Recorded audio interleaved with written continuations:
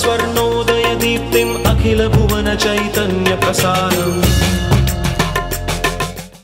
నమస్కారం మన ధర్మం కార్యక్రమానికి స్వాగతం. ఇవాల్టి మన ధర్మం కార్యక్రమంలో మన ధర్మ సందేహాలను నివృత్తి చేసేందుకు మనతో పాటు ఉన్నారు ప్రముఖ ఆధ్యాత్మికవేత్త బ్రహ్మశ్రీ గడ్డమనకు రామకృష్ణమూర్తి గారు. గురుగారు నమస్కారం. నమస్కారం. గురుగారు, కంచి పరమాచార్యులు చంద్రశేఖరేంద్ర స్వామి వారు అపర ఆదిశంకరులుగా కీర్తింపబడ్డారు కదా, ఆయనను నడిచే దైవంగా వ్యవహరించడంలో నేపథ్యం ఏమిటి? ఇండియన్ ప్రైస్లెస్ హెరిటేజ్ అనేటువంటి గ్రంథంలో ఎన్ఏ ఫాల్కీ వాళ్ళ ఒక మాట చెప్తాడు. ఒక జీవితం అంతా పరిశోధనాశాలలో జీవితాన్ని గడిపి సంపాదించే జ్ఞానం కంటే, యావత్ జీవితం ఒక గ్రంథాలయంలో ఉండి చేసే అధ్యయనం కంటే, ఒక యోగి అనుభవాన్ని తెలుసుకోవటం వల్ల నీకు అధికమైన ప్రయోజనం కలుగుతుంది.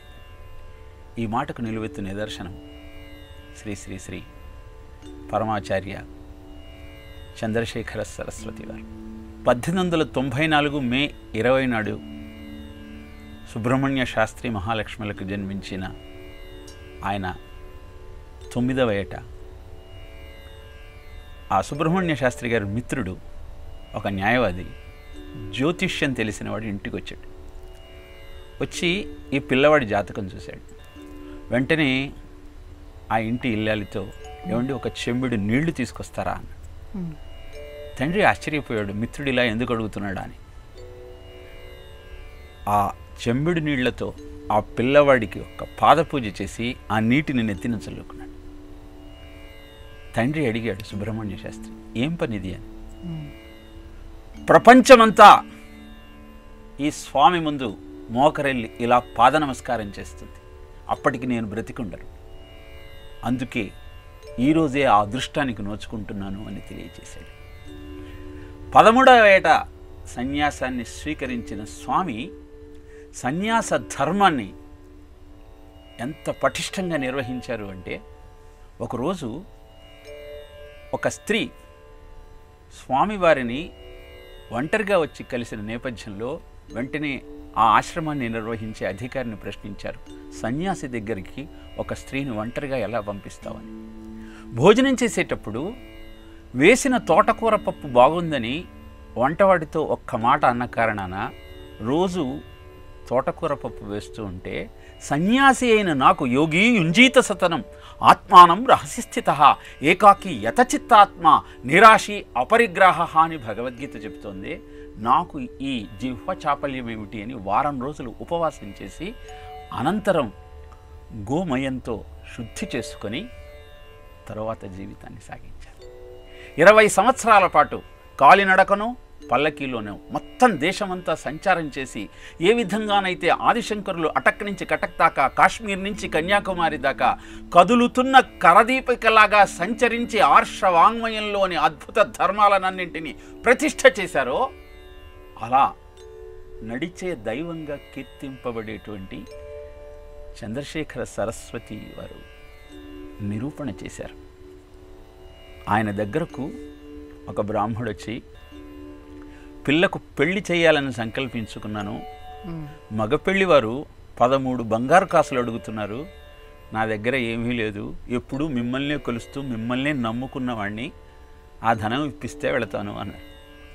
సన్యాసిని నా దగ్గరే ఉంటుందయ్యా, ఎలాగో వచ్చి అడిగావు కదా, ఊరిలోకి వెళ్ళి కంచి కామాక్షిని దర్శించుకుని వెళ్ళు అన్నారు.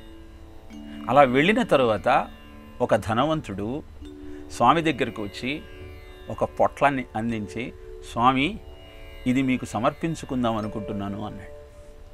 ఏమిటది అంటే, దీనిలో కొంత బంగారం ఉన్నది, ఎప్పటి నుంచో నా దగ్గర ఉన్నది, మీకు సమర్పించాలన్న ఆలోచన కలిగింది అని స్వామికి సమర్పించి వెళ్ళాడు. తర్వాత ఆ బ్రాహ్మణుడు రాగానే, అక్కడ పొట్లంలో ఏదో ఉన్నదట, తీసుకో అన్నారు స్వామి. చూస్తే సరిగ్గా 13 బంగారు కాసులు ఉన్నాయి దాంట్లో. ఇలా భక్తుల యొక్క కోరికలను ముందరే తెలుసుకొని వాటిని అద్భుతంగా నెరవేర్చేటువంటి దైవీ తత్వం ఆ స్వామిలో ఉన్నది. ఒకరోజు ఆ స్వామి అందరికీ తీర్థం ఇస్తున్నారు. ఒక సుమంగళి తీర్థం కోసం స్వామి దగ్గరికి రాగానే, నీకు మైల ఉన్నది కనుక తీర్థం తీసుకోకూడదు, అశౌచం ఉన్నది అని చెప్పగానే ఆశ్చర్యపోయింది. ఇంటి నుంచి వచ్చాను, ఏమీ లేదు కదా అని. ఇంటికి వెళ్ళేసరికే ఆమె భర్త మరణించి ఉన్నాడు. ఇలా జరిగే విషయాలను ముందరే తెలుసుకోగలిగిన త్రికాలజ్ఞుడు స్వామి. అక్కడ కృష్ణ విగ్రహాన్ని ప్రతిష్ఠ చేద్దాము అనుకుంటున్నాము అని చెప్పగానే ఇక్కడ గణపతి దేవాలయం కడతారులే అని జరగబోయే సంఘటనలను ముందరే తెలియపరుస్తూ 17 భాషలలో మాట్లాడగలిగినటువంటి మహాపండితుడు, అన్ని విషయాలను అద్భుతంగా అర్థం చేసుకొని అందరికీ అవగతమయ్యేలా వివరించగలిగినటువంటి మహాజ్ఞాని. అందుకే ఆయనను నడిచే దైవం అంటూ మనసులోని కోరికలను ముందరే తెలుసుకుని తీర్చే కల్పవృక్షమని ధ్యానించి ఆయనను స్తుతిస్తూ తమ కోరికలను తీర్చుకొని ధర్మపథంలో ముందరికి నడిచే ప్రయత్నం చేశారు. అలా ఆ స్వామిని దర్శించుకుంటూ స్మరించుకుంటూ నిండు 100 ఏళ్ళు 1994 జనవరి 8వ తారీఖు నాడు ఆయన తన అవతారం పరిసమాప్తం చేశారు. ఆ స్వామిని ఒక్కసారి కీర్తించుకుని జీవితాన్ని ధన్యం చేసుకున్నారు. గురుగారు, కురుక్షేత్రంలో యుద్ధానికి సంసిద్ధుడైనటువంటి అర్జునుడు ఆఖరి నిమిషంలో ఎందుకు అస్త్ర సన్యాసం తీసుకున్నాడు? ఆచార్యాన్ మాతులాన్ భ్రాతॄన్ పుత్రాన్ పౌత్రాన్ సఖీన్స్తథా శ్వశురాన్ సుహృదశ్చైవ సేనయోరుభయోరపి. యుద్ధం చేద్దామని సంసిద్ధుడయ్యాడు అర్జునుడు. ఆ యుద్ధం చేయటానికి 2 పక్షాలు సంసిద్ధమైన తరుణంలో భీష్మద్రోణ ప్రముఖతః సర్వేషాం చ మహీస్థితాన్, భీష్ముడు ద్రోణుడు మొదలైన వాళ్ళంతా ఉన్న దగ్గర రథాన్ని తీసుకెళ్ళి నిలబెట్టాడు కృష్ణుడు. ఎప్పుడైతే వాళ్ళందరినీ చూశాడో దృష్ట్వేమం స్వజనం కృష్ణ యుయుత్సం సముపస్థితం సీదంతి మమ గాత్రాణి ముఖంచ పరిశుష్యతి వేపధుశ్చ శరీరే మే రోమహర్షశ్చ జాయతే గాంధీవం సంస్రతే హస్తాత్ త్వక్చైవ పరిదయ్యతే. వీళ్ళందరినీ చూస్తూ ఉంటే నా గాంధీవం చేతిలోంచి జారిపోతుంది, గొంతు ఎండిపోతోంది, మాటలు బయటికి రావట్లేదు. నిమిత్తాని చ పశ్యామి విపరీతాని కేశవ నచ శ్రేయోను పశ్యామి హత్వా స్వజనమావి. అనేకమైన అపశకునాలు చూస్తూ ఉన్నాను. వీళ్ళందరినీ యుద్ధంలో పరిసమాప్తం చేయటం న్యాయమని నాకు అనిపించటం లేదు అని మోహంలో పడ్డటువంటి అర్జునుడు యుద్ధం చేయను అంటూ తన యొక్క మానసిక స్థితిని తెలియజేశాడు. సామాన్యంగా ఇంటర్వ్యూకు వెళ్ళే ముందు అంతా సంసిద్ధులవుతాం. ఇంటర్వ్యూకు వెళ్ళిన తర్వాత ఒక్క ప్రశ్నకు సమాధానం గుర్తుకు రాదు. కారణం ఏమిటి అంటే భయం. కానీ ఇక్కడ అర్జునుడికి మోహం. వీళ్ళంతా నా వాళ్ళు, నేను వీళ్ళందరినీ చంపేస్తే ఎలా అని అప్పటిదాకా అనేక ప్రతిజ్ఞలు చేసిన ఆ సమయంలో ఎప్పుడైతే అసత్యమైన అనిత్యమైన దేహం శాశ్వతమని భావించాడో, అందరిలో ఉన్నటువంటి పరమాత్మ తత్వాన్ని గుర్తించలేకపోయాడో, అప్పుడు మోహానికి గురి అయినటువంటి అర్జునుడు ఏముక్త్వార్జున సంఖ్యే రథోపస్థ ఉపావిశత్ విసృజ్య సశరం చాపం శోక సంవిఘ్న మానస. శోకంతో మునిగిపోయి అస్త్ర సన్యాసం చేశాడు. కనుక అర్జునుని యొక్క పరిస్థితి గమనించిన మనం తెలుసుకోవాల్సిన సత్యం ఏమిటి అంటే, ధర్మ సంరక్షణ కోసం కంకణబద్ధుడవైన నీకు మోహం అనేది దరిచేరకూడదు. ఎప్పుడైతే మోహంలో నువ్వు చిక్కుకుంటావో అప్పుడు నీ స్వస్వరూప జ్ఞానాన్ని నువ్వు మర్చిపోతావు, నీ ధర్మాన్ని నువ్వు విస్మరిస్తావు. అందుకే అర్జున విషాద యోగంలో కృష్ణుడు ఒక్క శ్లోకం కూడా చెప్పడు. ధృతరాష్ట్రుడు మాట్లాడతాడు, సంజయుడు మాట్లాడతాడు, అర్జునుడు మాట్లాడతాడు. కానీ మోహం ఉన్న దగ్గర మోహనుడు ఉండడు. ఎక్కడైతే జ్ఞానం ఉంటుందో అక్కడ చీకటికి తావులేదు. కనుక ఆ స్వామిని స్మరిస్తూ ఆయన చూపిన బాటలో ముందుకు వెళ్ళాలని సంకల్పించుకుంటూ, ఏ విధంగానైతే అర్జునుడు ఆ కృష్ణుని యొక్క పాదములను ఆశ్రయించి కార్పణ్య దోషోపహత స్వభావ పృచ్ఛామి త్వాం ధర్మ సమ్మూఢచేతా యత్ శ్రేయ నిశ్చితం బ్రూహి తన్మే శిష్యస్తేహం స్వాధిమాం త్వాం ప్రపన్నం అంటూ ఆ స్వామిని ఆశ్రయించాడో, అలా మనం కూడా అన్ని కర్మలను ఆయన యందు సన్యసించి ఆయనే సర్వస్వం అన్న భావనతో, కృష్ణార్పణం అన్న భావనతో కార్యక్రమాన్ని నిర్వహించుకోగలిగితే అన్ని చోట్ల జయం మీదే. అంతేకాదు, ఈ 2వ అధ్యాయంలోని 7వ శ్లోకం కార్పణ్య దోషోపహత స్వభావ అన్నది అందరికీ ఎంత జ్ఞానాన్ని అందిస్తుందంటే, ఎప్పుడు నువ్వు ఏ సమస్యలో ఉన్నా ఈ శ్లోకాన్ని చదువుతూ కృష్ణ నువ్వే నాకు సమాధానం చెప్పాలి అని ఆయన్ని ఆశ్రయిస్తావో అప్పుడు వెంటనే నీకు నీ సమస్యకు పరిష్కారం దొరుకుతుందని పెద్దలు చెప్తారు. అంటే ప్రపత్తితో నీవు తప్ప మరి ఒక్కరు లేరు అన్న భావన నీలో పెంపొందించుకొని ఆయన పాదములను ఆశ్రయించగలిగితే ఆయని నిన్ను ముందుకు నడిపిస్తాడు. అందుకే మోహాన్ని పోగొట్టుకొని శోకాన్ని వదిలి శ్లోకమైనటువంటి ఆ జీవితాన్ని మనం అందుకోగలిగినప్పుడు అద్భుతమైనటువంటి భావన మనలో పెరిగి జీవితం ఆనందంగా గడుస్తుంది. గురుగారు, ముద్రలు అంటే ఏమిటి?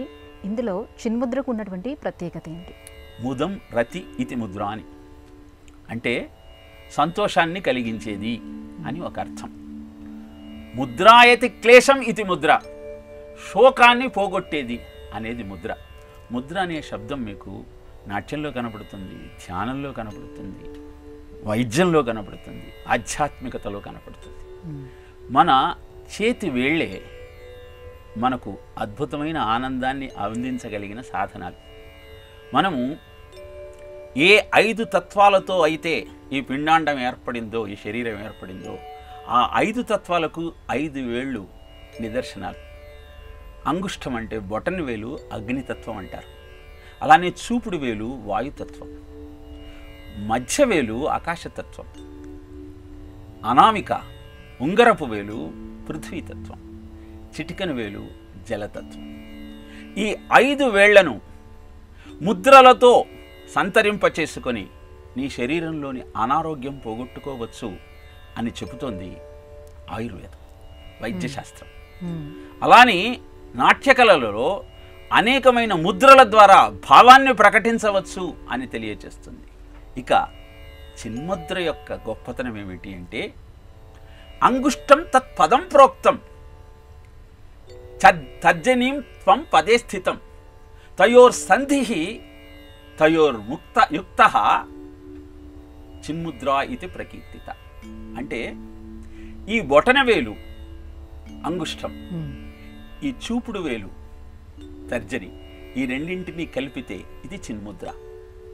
బాల్యాదిష్వపి జాగ్రదాదిషు తదా సర్వాస్థవ స్వాస్వపి వ్యావృత్తాస్వను వర్తమానమహమిత్యంత స్ఫురంతం సదా స్వాత్మానం ప్రకటీకరోతి భజతాం యో భద్రయా ముద్రయా తస్మై శ్రీ గురుమూర్తయే నమైదం శ్రీ దక్షిణామూర్తయే అంటారు ఆదిశంకరులు దక్షిణామూర్తి స్తోత్రంలో.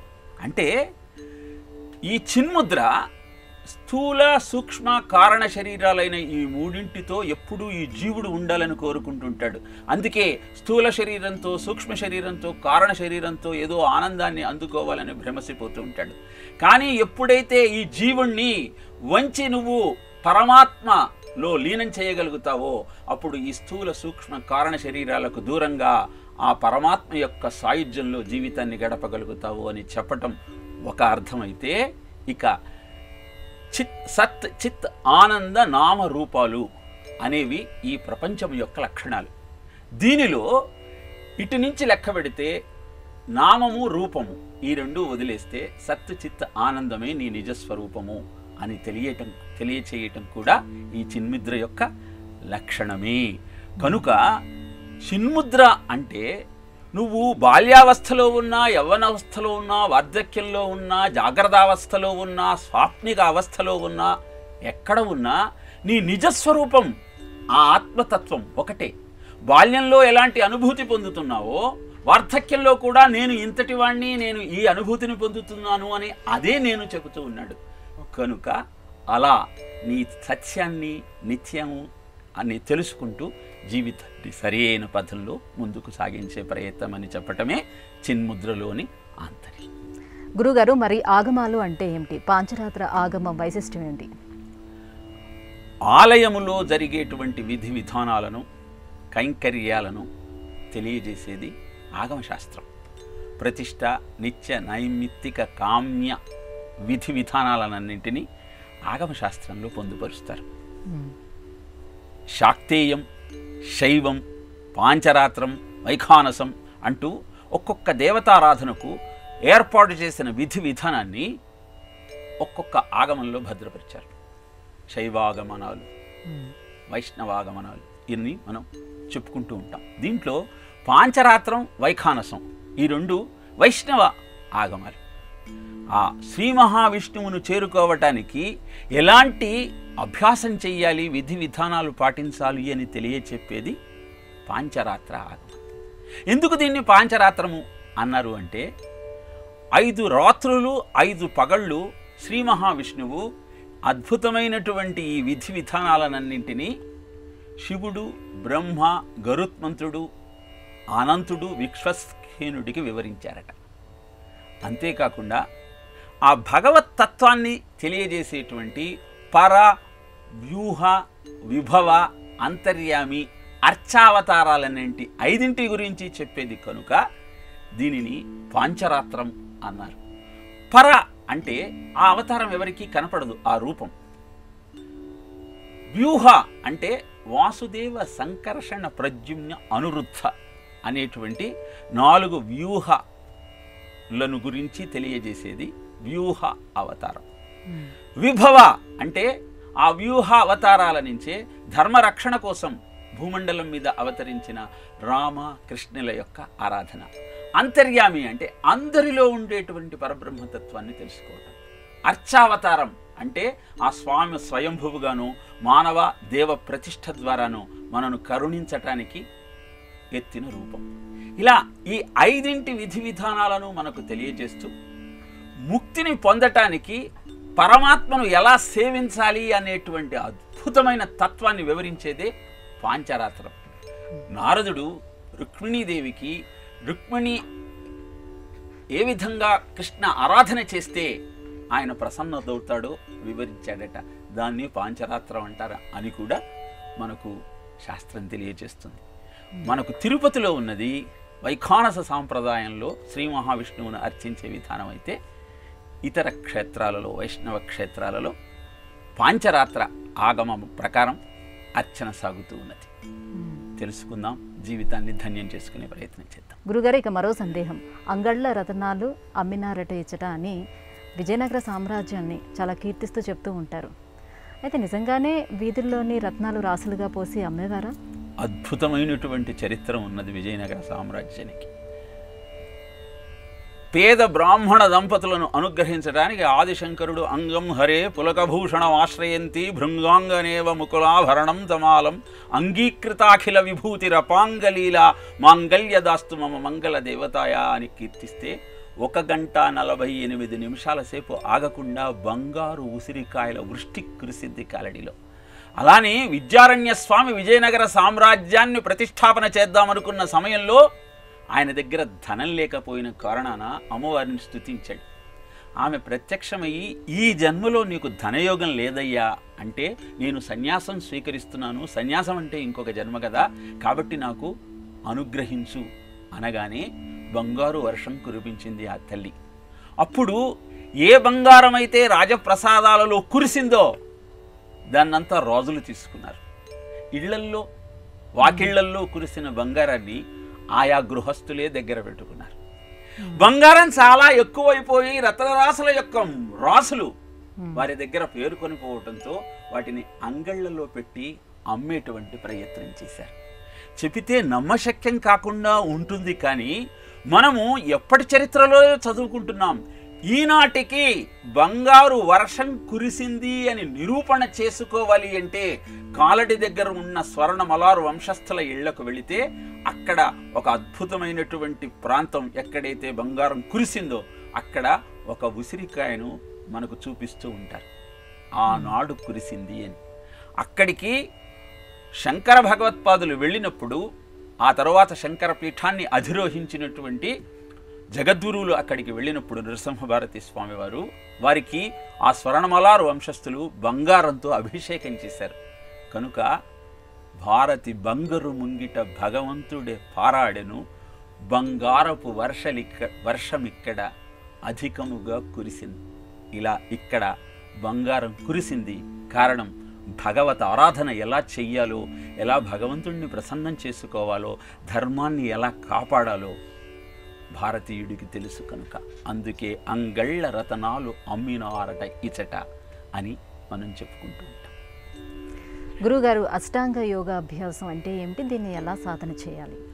యమ, నియమ, ఆసన, ప్రాణాయామ, ప్రత్యాహార, ధారణ, ధ్యాన, సమాధి, ఈ 8 కలిపి అష్టాంగ యోగం అంటారు. దీనిలో మొట్టమొదట యమ నియమాలను మనం అభ్యాసం చేయగలిగితే, యమము అంటే అహింస, బ్రహ్మచర్యము, సత్యము, అస్తేయము, రుజుత, దయ, మితాహారము, శౌచము, క్షమ, ధృతి, ఈ 10 కలిపి యమ అంటారు. అంటే ఎదుటివాడిని మాటలతో కానీ చేతలతో కానీ బాధించకపోవటం అహింస. ఎట్టి పరిస్థితుల్లోనూ భూతహితార్థం సత్యాన్ని మాత్రమే చెప్పటము సత్యభాషణ. అస్తేయం, ఎదుటివారి సొమ్మును ఆశించకపోవటం అస్తేయం. బ్రహ్మచర్యము అంటే కేవలము భార్య యందు మాత్రమే అనురక్తి కలిగి జీవితాన్ని గడపటం. రుజుత అంటే చెప్పినదే చెయ్యటం, చేసినదే చెప్పటం. క్షమ, సహనం. దయ, బాధపడుతున్న వాణ్ణి చూసి స్పందించటం. మితాహారం, శరీరాన్ని నిలబెట్టుకోవటం కోసం మాత్రమే ఆహారం స్వీకరించటం. శౌచం అంటే అంతర్బాహ్య శుద్ధి. ధృతి అంటే భయపడకుండా ధైర్యంగా నమ్మిన సత్యానికి కట్టుబడి ఉండటం. ఇలా యమ. తర్వాత నియమ అంటే తపస్సు, సంతోషం, ఈశ్వర పూజ, వేదాంత శ్రవణం, హోమం, జపం. ఇలా వీటన్నింటితో, యమ నియమాలతో ఎప్పుడైతే నీ శరీరము మనస్సు దృఢంగా అవుతుందో అప్పుడు ఆసనాల ద్వారా శారీరక దృఢత్వాన్ని పెంచుకొని, ప్రాణాయామం ద్వారా ఆలోచనను సంస్కరించుకొని నిశ్చలంగా ఉంచుకొని, ప్రత్యాహారం అంటే ఇంద్రియార్థముల జోలికి పోకుండా ధారణ, మనస్సును ఏకాగ్రం చేస్తూ, సగుణ నిర్గుణోపాసన ద్వారా ధ్యానాన్ని పెంపొందించుకుంటూ అద్భుతమైన సమాధి స్థితికి చేరుకొని పరమాత్మను గుర్తించటానికి అవలంబించేదే అష్టాంగ యోగ అభ్యాసం. ఇహాన్ని పరాన్ని రెండింటిని అందించగలిగినటువంటి సాధనం. అందుకే ఆరోగ్యంగా ఉండాలి అంటే అష్టాంగ యోగ సాధన చెయ్యటం ఒక మార్గం అయితే, అసలు ఆరోగ్యం అంటే ఏమిటి, వాట్ ఈజ్ హెల్త్ అంటే feeling the absence of body అని తెలియజేస్తుంది ఆధ్యాత్మికత. అంటే ఈ శరీరం నువ్వు కాదన్న భావన నీలో కలగటమే యోగాభ్యాసం. కాళ్ళ నొప్పులకు, కీళ్ళ నొప్పులకు అవి ఎలాగూ పోతాయి. మీకు మత్తిస్తాము, ఆపరేషన్ చెయ్యాలి అనే రమణులతో అంటే, ఈ దేహమే ఒక పుండు, ఆ పుండుకి ఇంకొక పుండా చేసేయండి పర్వాలేదు అని శరీరాన్ని కత్తితో కోస్తున్నా చలనం లేకుండా నిలబడ్డ రమణ తత్వము అద్భుతమైన ఈ ఆధ్యాత్మిక జ్ఞానానికి నిలువెత్తు నిదర్శనం. ఇలా సెల్ఫ్ రియలైజేషన్ అనేది అష్టాంగ యోగ అభ్యాసం ద్వారా నీకు అలవడుతుంది. దాన్ని యమ నియమాలతో ప్రారంభించి మిగతా 6తో అనుసంధానం చేసినప్పుడు అద్భుతమైన ఆ సమాధి స్థితిలోని ఆనందం నువ్వు అందుకోగలుగుతావు. ఇక ఈనాడు మనం చూస్తున్న అనేక భంగిమలు, అనేక విన్యాసాలు, ఇవన్నీ కూడా యోగాభ్యాసమని పిలువబడుతూ ఉన్నాయి. దానివల్ల ప్రయోజనం జరుగుతోంది. కానీ అవి కనుక నీలో అహంకారాన్ని పెంచితే ఏనాటికి నీకు ఆత్మజ్ఞానం సిద్ధించదు. కనుక యోగాభ్యాసం ద్వారా నేను, నాది అన్న భావనను తగ్గించుకొని అంతా పరమాత్మయే అన్న భావనను పెంచుకోగలిగితే అది నీకు అద్భుతమైన ప్రయోజనాన్ని చేకూరుస్తుంది. గురుగారు, జాతక చక్రాన్ని అనుసరించి వారి గ్రహ స్థితిగతులను బట్టి వారి యొక్క ఆరోగ్యం కూడా ఎలా ఉంటుందనేది అంచనా వేయొచ్చా? ప్రతి వారి జాతకంలో 12 స్థానాలు ఉంటాయి. వాటిని 12 భావాలు అంటారు. దాంట్లో 6వ స్థానం ఆరోగ్యం గురించి తెలియజేసేటువంటి స్థానం. 6వ స్థానం శత్రుస్థానము, ఆరోగ్య స్థానము, వీటన్నింటినీ కూడా మనం దాన్ని దుష్టస్థానంగా పరిగణిస్తారు. ఈ 6వ స్థానంలో ఉన్న గ్రహాన్ని బట్టి వాడి ఆరోగ్యం ఎలా ఉంటుందో చెప్పవచ్చు. అంతేకాక ఒక్కొక్క గ్రహాన్ని వల్ల, ఆ గ్రహ దోషము వల్ల ఒక్కొక్క వ్యాధి వచ్చేటువంటి సూచనలను మనకు జ్యోతిష శాస్త్రం తెలియజేసింది. కేతుగ్రహ దోషం ఉంటే మానసిక వ్యాధి కలగవచ్చు. చంద్రగ్రహ దోషం ఉంటే ఆలోచన సరిగా ఉండకపోవచ్చు, నరాల బలహీనత కలగవచ్చు. సూర్యగ్రహ దోషం ఉంటే హృద్రోగ సంబంధమైన వ్యాధులు కలగవచ్చు. ఇలా గ్రహాలను బట్టి ఏ వ్యాధులు వస్తాయో కూడా మనం జ్యోతిష శాస్త్రం ద్వారా తెలుసుకోవచ్చు. తెలుసుకున్న తరువాత దానికి పరిహారం చేస్తూ ఆ దోష నివారణ కోసం కావలసినటువంటి జపతపాదులను ఆచరిస్తూ ఆ గ్రహము యొక్క ప్రసన్నత మనము సంపాదించగలిగినట్టయితే ఆ గ్రహ తీవ్రత నుంచి తప్పించుకోవచ్చు. అవశ్యం అనుభోక్తవ్యం కృతం కర్మ శుభాశుభం. అనుభవించాల్సినటువంటి దానిని ఎవ్వరూ తప్పించలేరు. ఎవరొచ్చి నీ కర్మఫలాన్ని మార్చలేరు. కేవలము తపోహి దురతిక్రమ, తపస్సు మాత్రమే దానిని పోగొట్టగలిగిన అద్భుతమైన సాధనం. కనుక జాతక చక్రం ద్వారా మన గ్రహస్థితిని తెలుసుకొని గోచారాన్ని దానితో అనుసంధానం చేసుకొని ఏ ఏ సాధనాల ద్వారా, ఏ జపాల ద్వారా, హోమాల ద్వారా, సాధనల ద్వారా, దానాల ద్వారా ఆ ప్రభావాన్ని తగ్గించుకోవచ్చో తెలుసుకుందాం. పోగొట్టుకోవటం సాధ్యం కాని పని. తీవ్రమైనటువంటి తపశ్శక్తి ఉన్నవాళ్ళు అది సాధించగలరేమో, కానీ ప్రభావాన్ని తగ్గించుకోవటం ప్రతివారు చేయవచ్చు.